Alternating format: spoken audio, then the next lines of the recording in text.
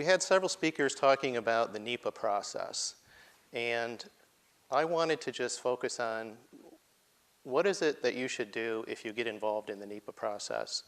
I know there's some people who think it's kind of a waste of time, but it's really for the average person who's interested in public lands grazing issues. It might be your only opportunity to actually affect any change. And I do think that there is things that you can accomplish by participating in the NEPA process in regards to livestock management on public lands. At the very least, you can stop bad things from happening. And I can think of some specific examples recently in the last year or so on the Tonto National Forest. There was one grazing plan that proposed to increase permitted livestock numbers on an allotment that the uplands were already degraded with the existing livestock numbers.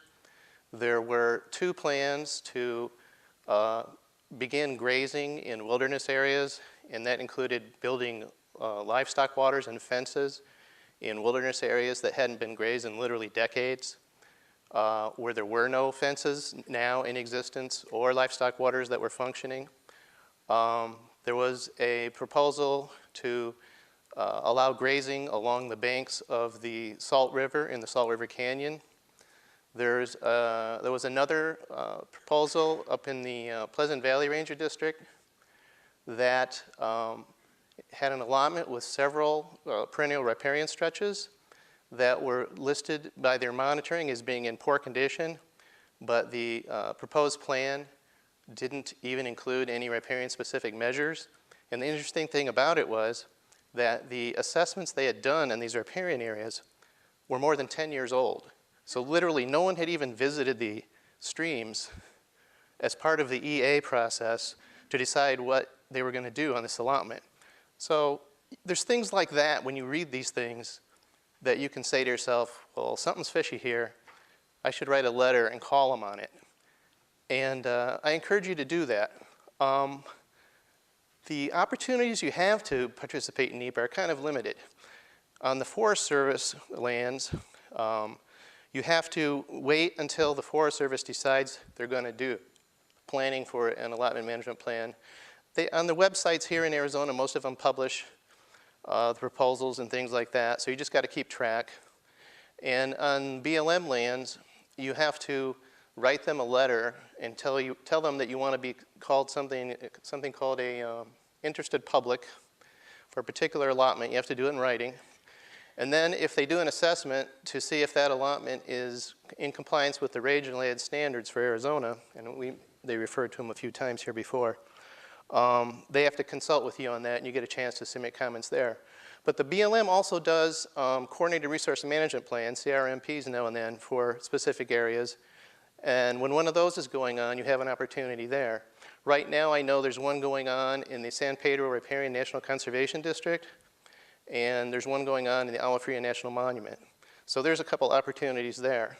But it's still hard to keep track of these things. It's hard to know what you should pay attention to. And so I just want to, before I get into the details of things you should look for in an EA, I wanted to tell you that I set up a Facebook page. We had a group of just basically public lands grazing activists back in the early 90s that was just a loose affiliation, and we came upon the name of the Arizona Grazing Clearinghouse. That was back in the days when you had to use snail mail and paper and landlines to communicate. And so I decided, well, let's try disseminating some of this information with modern social media. So this is just a placeholder page for the domain name of Arizona Grazing Clearinghouse. It has links to the Facebook page and the Tumblr blog. And what I've been doing, and I'm encouraging other people to do it, is if you know of an active NEPA project, make a posting on there. If you've written comments, put copies up there so other people can look at it and say, well, maybe I can steal some of these ideas. Also, if you come across a resource issue when you're out on the public lands, for instance, you come across a creek and there's obviously a fence to keep the livestock out, but the fence is down and the cows are wallowing in the creek, muddying it up, take a photo and stick it on here too. And I encourage people to put as many photos as they can. So I just wanted to get that out there. So back to this. Russ was talking earlier about the NEPA documents. They are big. They're full of boilerplate information. What is it that you, in your limited time that you have to spend on this as a volunteer, what is it you need to pay attention to? And usually, there's only a few paragraphs in the whole thing that are really important. Now, the thing you really need to focus on is what they call their proposed action or their proposed alternative, the thing that they're proposing to do. They have various alternatives in there that they're analyzing because that's what NEPA says you have to do. But the one you really want to pay attention to is the one the agency is indicating this is probably the one we're going to do. And you got to look at the specifics and say, and analyze them and see if there's something fishy in there. And I just wrote down some of the issues that I've come across over the years, and I've probably read at least 100 of these things, maybe more than that. So one of them is permitted livestock numbers. Just a quick overview of how the permitting system works. We had a speaker earlier talking about buying out a permit. You really don't buy a permit. A permit is a privilege issued by the agency. It's presumed that if you hold the land, the private, what they call the in-holding or the private base property that's adjacent to the public grazing allotment, that you are the most logical person that should be getting that permit. Obviously, you know, the only way you can manage the cows is if you have a ranch nearby. So the value of that private property is somewhat increased on the real estate market under the assumption that if you own that private property, you'll be the one first in line to get the grazing permit. However, you don't own a grazing permit. Nobody owns them. It's just a privilege that's issued by the government, but in fact, they do usually give it to the ranch property that is adjacent to the allotment. So when you talk about permitted numbers, the permitted number directly affects that real estate value on the market. So the agency people are hesitant to mess with that because then they get resistance from the grazing permittee saying, well, you're messing with my ranch value now. So you do have to look at the permitted numbers, but you have to also know that that might not have any relationship whatsoever to the number of cows that are actually using allotment or have historically used the allotment. One thing you want to look at is on the permitted numbers, are they proposing to increase the permitted numbers? That's usually a bad sign because typically when you read the EA, they admit there's some resource problems there. So one of the questions you might want to put in your letter is, hey, you documented all these problems, but now you're saying you're going to allow more cows out there. What you want to do when you write your letters is ask them questions, difficult common sense questions like that. Why are you proposing to put more cows out there when you already say there's a problem? The real issue, though, is the actual numbers, the actual use. And that's one thing you should ask for and look for in EA. And because a grazing permit is a 10-year period, ask for the 10-year use for the last 10 years and see what the average actual use is. I think 90% of the time or more, you're going to find that the actual number of cows out there is only a fraction, usually about a half, I don't know, even less than that, of the permitted numbers, because even the rancher knows I can't put that many out there. But the rancher doesn't want his permitted numbers reduced because then he says that's going to mess with his real estate value. So anyway, you want to look at the actual numbers, and then you want to compare the actual use to what they're proposing and see if there's any differences there that raise an alarm. Another thing is, and they especially do this with BLM allotments, is they have a permitted use and then they have the authorized use. And once again, the authorized use is the number of animals that the agency is willing to let them put out there, which is way lower on BLM allotments than it is for the permitted number. And once again, it's the issue of the agency not wanting to fight the fight of reducing the permitted number when they can actually limit the number of animals on the ground by administrative measures. And I think it's BLM calls it authorized numbers, which is the actual numbers on the ground. And I think both agencies call it the authorized numbers. So that's one thing. That's one confusing thing there is the numbers. So you just got to pay attention. And really the issue is how many real cows are out there? How many real cows have been out there? What is the situation as far as the resources? And what is their proposal? What is going to be the difference in their proposal from the existing situation? And are there some alarm bells that go off in your head when you read it and go, oh, why are they doing that? The next thing is season of use. Another thing you want to pay attention to. Because we are a hot, arid state mostly, the easiest way to manage cows is to only let them be out there in the winter. Because it's just so hard to manage them properly in the summer. Plus, there's a lot of places there's just not enough water. So cool season systems are preferable to year-long systems because year-long systems are a lot harder to manage. Also, pasture rotation schedules. If there should be pastures, they should be rotated. Hopefully they're not reusing pastures in the same year.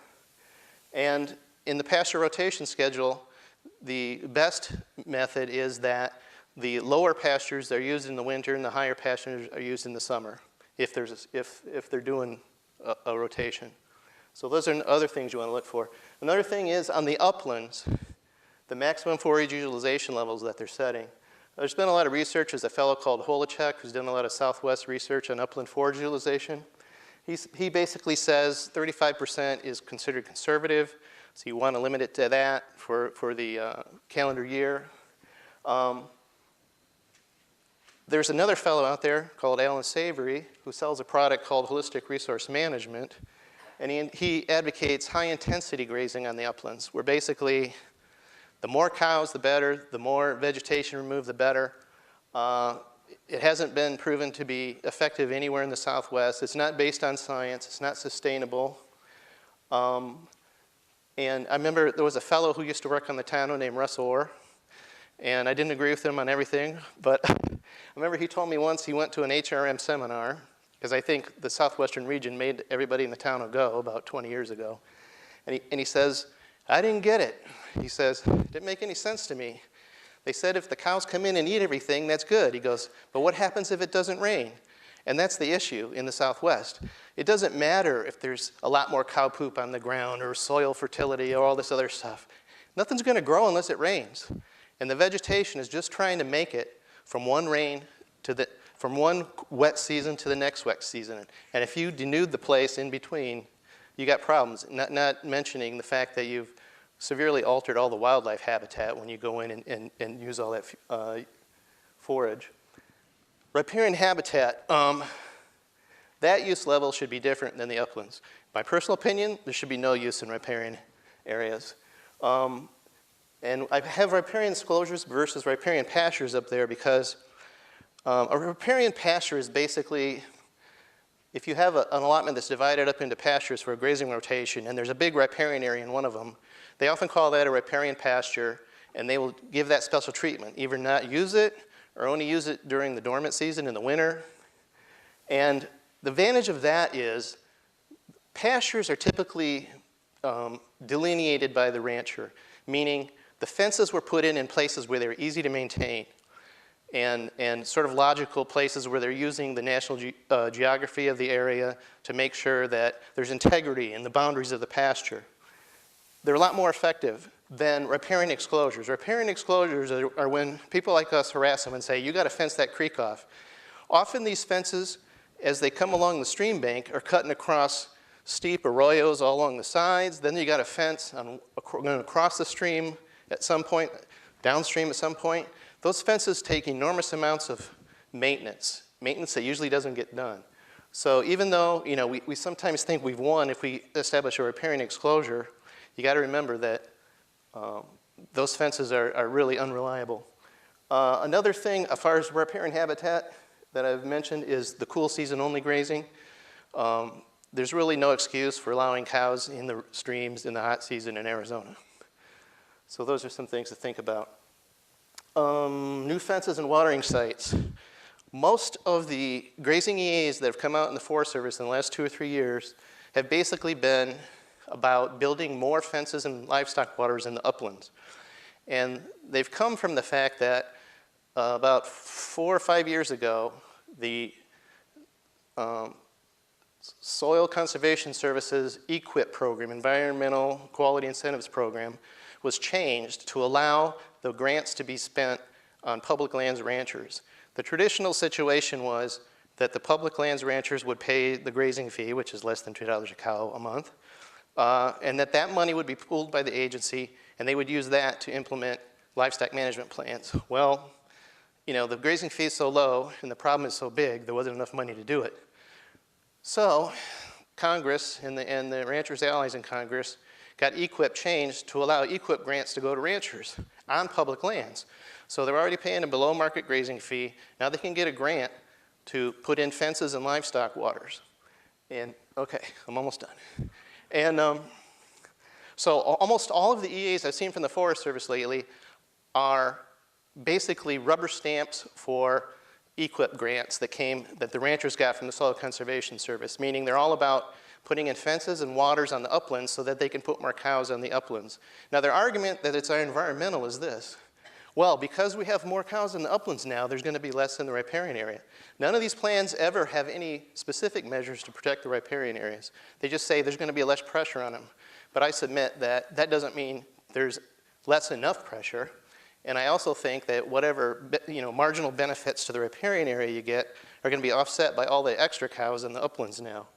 So one of the things you got to do when they have an EA that proposes all kinds of stuff, like fences and new stock tanks and new wells and new water lines, where's the money coming from? Because then you're going to, just like in any other aspect of government, follow the money and see what's really going on. And the one thing I forgot to put up here was T&E species. Because of the Endangered Species Act, if there are any T&E species, threatened or endangered species, on the allotment, the agency has to do a formal consultation with the U.S. Fish and Wildlife Service as to how their grazing plan might affect that species. They try to get away without doing it, so make sure they're doing it if that is the case on the allotment you're looking at. So that's all I got. And I just hope that this encourages you that you can write a letter. And don't get caught up in all the technical jargon and all that stuff when you read these things. Just read it and think to yourself, well, that doesn't make any sense. Write them a letter and say, what you guys are doing there, I don't get it. Why are you doing that? Make them explain themselves. And I think, as Janet said earlier, they freak out when they get a letter from you, because then they know you're watching.